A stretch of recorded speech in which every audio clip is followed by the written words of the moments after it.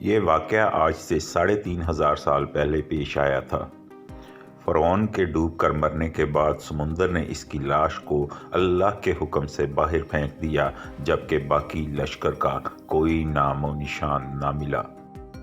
مصریوں میں سے کسی شخص نے ساحل پر پڑی اس کی لاش کو پہچان کر اہل دربار کو بتایا۔ فرعون کی لاش کو محل پہنچایا گیا۔ درباریوں نے مسالے لگا کر اسے پوری شان اور احترام سے تابوت میں رکھ کر محفوظ کر دیا۔ حنوط کرنے کے عمل کے دوران ان سے ایک غلطی ہو گئی تھی۔ فرعون کیونکہ سمندر میں ڈوب کر مرا تھا اور مرنے کے بعد کچھ عرصہ تک پانی میں رہنے کی وجہ سے اس کے جسم پر سمندری نمکیات کی ایک تہ جمی رہ گئی تھی۔ مصریوں نے اس کی لاش پر نمکیات کی وہ تہ اسی طرح رہنے دی اور اسے اسی طرح حنوط کر دیا۔ وقت گزرتا رہا، زمین و آسمان نے بہت سے انقلاب دیکھے جن کی گرد کے نیچے سب کچھ چھپ گیا، تاکہ فرعونوں کی حنوط شدہ لاشیں بھی زمین کی تہوں میں چھپ گئیں۔ ان کے نام صرف کتابوں، ان کی تعمیرات اور لوگوں کے ذہنوں میں رہ گئے۔ اس واقعے کے 2000 سال بعد اس دنیا میں اللہ کے آخری نبی حضرت محمد صلی اللہ علیہ وآلہ وسلم تشریف لائے۔ ان پر نازل ہونے والی آخری کتاب میں فرعونوں کے قصے بڑی تفصیل کے ساتھ بیان کیے گئے تھے۔ اس فرعون کے جسم محفوظ کرنے کی بابت آیت بھی نازل ہوئی تھی، جس کی سچائی پر سب اہل ایمان کا پختہ یقین تو تھا، لیکن وہ سمجھنے سے قاصر تھے کہ اس خدائی کا دعویٰ کرنے والے کی لاش کہاں محفوظ کی گئی اور کیسے اسے عبرت کا نشان بنایا جائے گا۔ 1871 میں مصر کے ایک شہر الغوزینہ سے تعلق رکھنے والے غریب اور معمولی چور احمد عبدالرسول کو فرعونوں کی حنوط شدہ لاشوں کی طرف جانے والے خفیہ راستے تک رسائی مل گئی۔ احمد عبدالرسول نوادرات چوری کر کے بیچا کرتا تھا۔ ایک دن وہ دریائے نیل کے کنارے قریب تبیسہ کے مقام پر اسی سلسلے میں پھر رہا تھا جب اسے ایک خفیہ راستے کا پتہ چلا۔ وہاں وہ نوادرات کی چوری کے لیے جگہ کھود رہا تھا کہ اسی دوران اسے کچھ لوگوں نے پکڑ لیا اور پولیس کے حوالے کر دیا۔ وہ جس جگہ کھود رہا تھا وہاں سے ملنے والے راستے کی جب مسلسل کھدائی کی گئی، 1891 کو دوسری ممیوں کے ساتھ اسی غرق ہونے والے فرعون کی لاش بھی مل گئی۔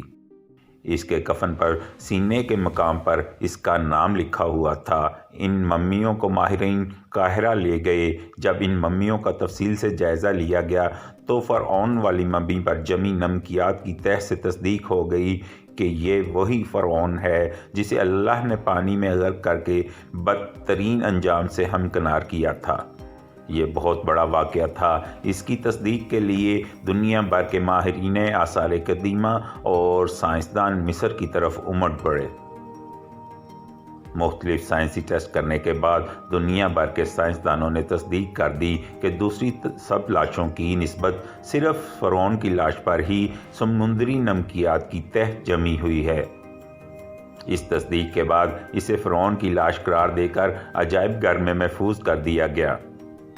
1982 میں فرعون کی ممی خراب ہونے لگی تو اس وقت کے مصری حکومت نے فرانس کی حکومت کو درخواست کی کہ فرعون کی ممی کو خراب ہونے سے بچایا جائے۔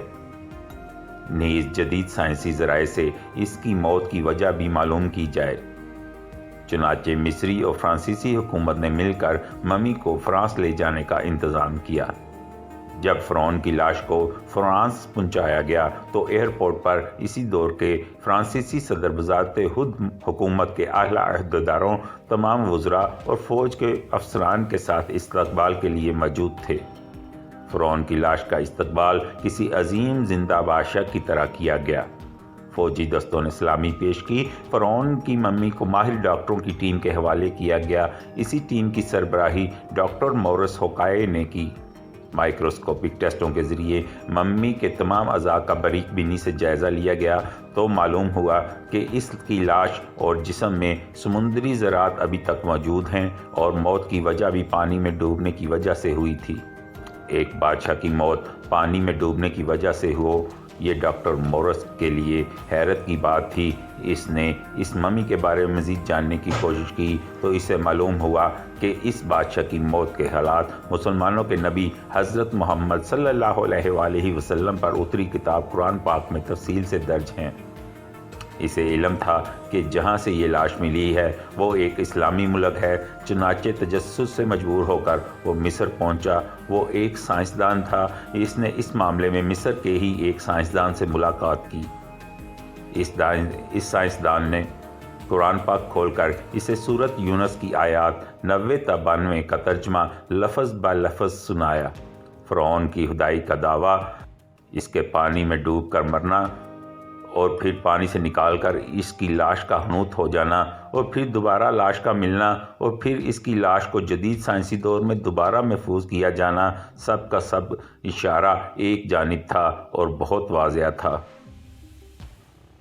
تجھے بعد میں آنے والوں کے لیے عبرت کا نشان بنا دوں گا۔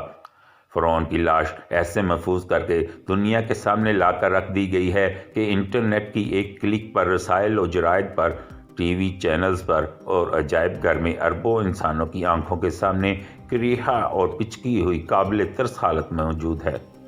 عبرت کے لیے، سوچنے کے لیے، عبادت کے لائق اور ہمیشہ رہنے والا وہی ہے جو سب کا خالق اور رازق ہے۔ ڈاکٹر مورس نے آیات کا ترجمہ سنا تو اسی وقت پکار اٹھا، قرآن سچا ہے، کلمہ پڑھا اور مسلمان ہو گیا۔